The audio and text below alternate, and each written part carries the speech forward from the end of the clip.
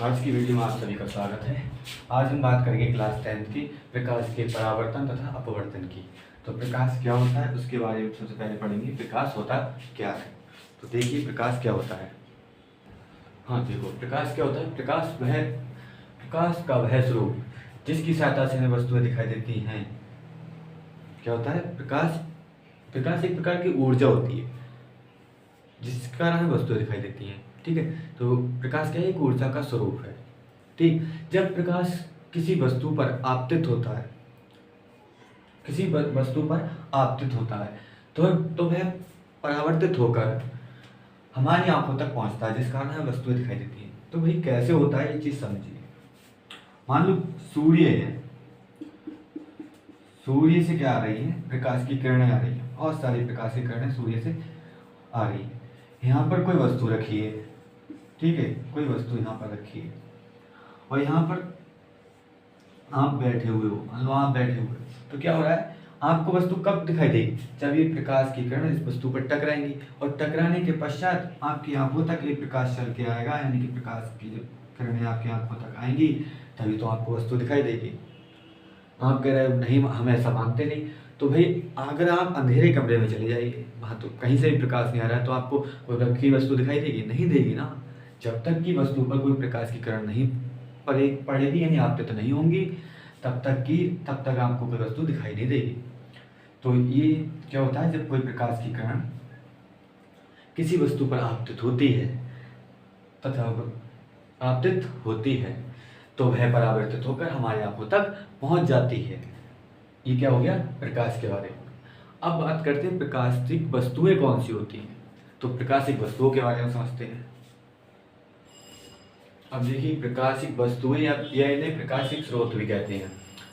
दीप्त प्रकाश स्रोत क्या होते हैं? यानी प्रकाशिक स्रोत दो प्रकार के होते हैं, दीप्त प्रकाशिक स्रोत और अदीप्त प्रकाशिक स्रोत।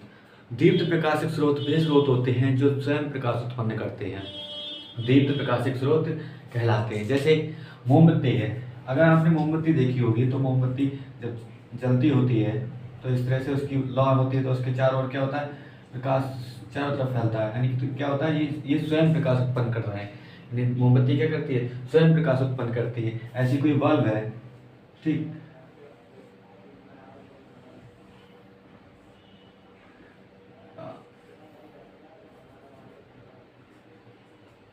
मान लीजिए बल्ब है कोई, ठीक है, ये भी क्या करता है? ये स्वयं प्रकाश उत्पन्न करता है, यानी इसके चारों तरफ क्या सूर्य प्रकाश उत्पन्न करता है। ऐसे ही सूर्य है, सूर्य भी क्या करता है? स्वयं प्रकाश उत्पन्न करता है, नहीं करता है? सूर्य स्वयं प्रकाश उत्पन्न करता है। तो ये क्या हो गया? ये सभी उदाहरण हो गए किसके? दीप्त वस्तुओं के। अदीप्त वस्तुएं क्या होती हैं? वे प्रकाशिक स्रोत जो स्वयं प्रकाश तो उत्पन्न नहीं करते, लेकिन अदीप्त प्रकाशिक स्रोत के प्रकाश यानी प्रकाश से क्या होते हैं? परावर्तित होकर प्रकाश उत्पन्न करते हैं। क्या करते हैं? ये स्वयं तो प्रकाश उत्पन्न नहीं करते, ये क्या करते हैं? स्वयं प्रकाश उत्पन्न नहीं करते, बल्कि दीप्त स्रोत के प्रकाश से परावर्तित होकर प्रकाश उत्पन्न करते हैं। जैसे चंद्रमा हो गया, कांच हो गए, कुर्सी हो गई, ठीक। यदि किसी कमरे में आप जाओ तो कुर्सी रखी होगी, कुर्सी को कैसे देखते हैं? कुर्सी अगर अंधेरे में रखी है, अगर कोई लाइट उस पर मारोगे, यानी कि प्रकाशिक स्रोत क्या हो गया? या मोमबत्ती लेके जाओ या लाइट जलाओ, तो क्या होगा? कुर्सी मारोगे तो क्या होगा? उस पर परावर्तित होगा, प्रकाश परावर्तित होगा, तभी तो तुम्हें वस्तु दिखाई देगी। तो क्या होता है? वो स्वयं तो प्रकाश उत्पन्न नहीं कर सकती कुर्सी, लेकिन क्या करती है?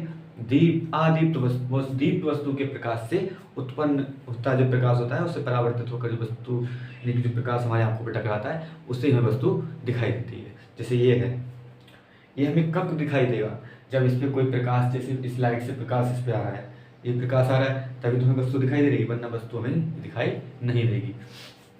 तो एक बार फिर से देख लीजिए, दीप्त प्रकाशिक स्रोत वे स्रोत होते हैं स्वयं प्रकाश उत्पन्न करते हैं, बल्कि अदीप्त प्रकाशिक स्रोत वे स्रोत होते हैं जो स्वयं प्रकाश उत्पन्न नहीं करते, बल्कि दीप्त प्रकाश के स्रोत से वस्तु दिखाई देते हैं।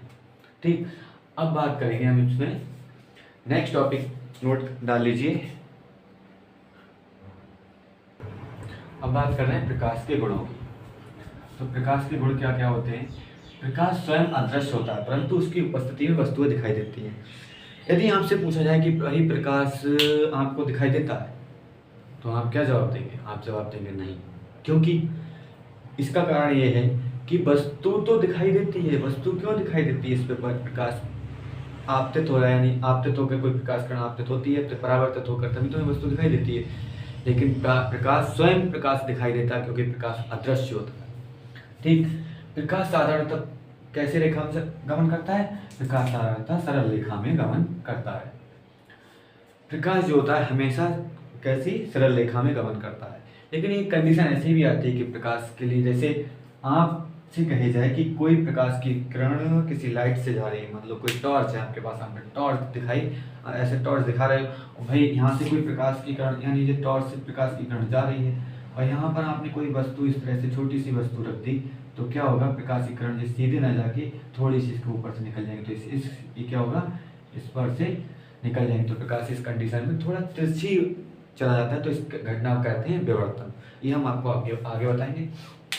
प्रकाश पारदर्शी माध्यम से गुजर सकता है, परंतु अपारदर्शी माध्यम से नहीं गुजर सकता। पारदर्शी माध्यम जैसे कांच है और वायु, क्या हो गया जी? ये हो गया पारदर्शी माध्यम। कांच और वायु पारदर्शी माध्यम हो गया।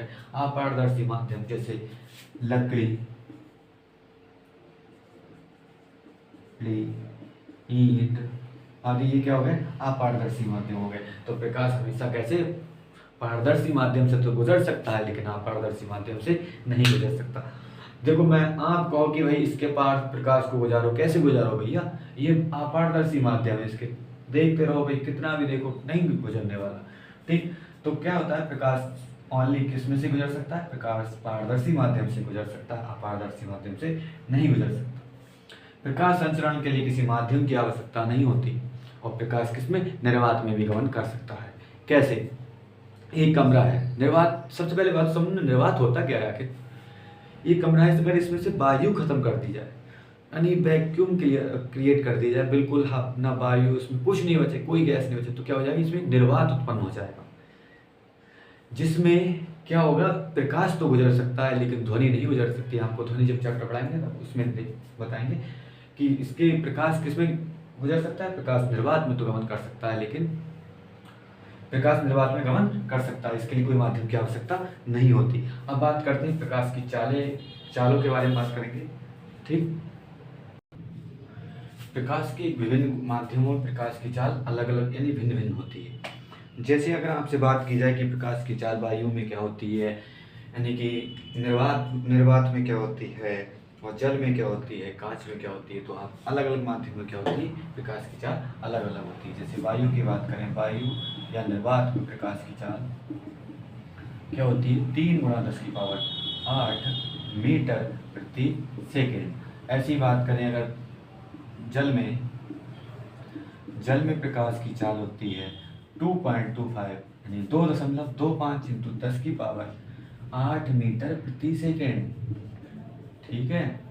नंबर 3, कांच में इसकी चाल होती है 2 × 10⁸ मीटर प्रति सेकेंड। ठीक, तो प्रत्येक माध्यम में प्रकाश की चाल अलग अलग होती है। सबसे अधिक किस में होती है? निर्वात में सबसे अधिक होती है।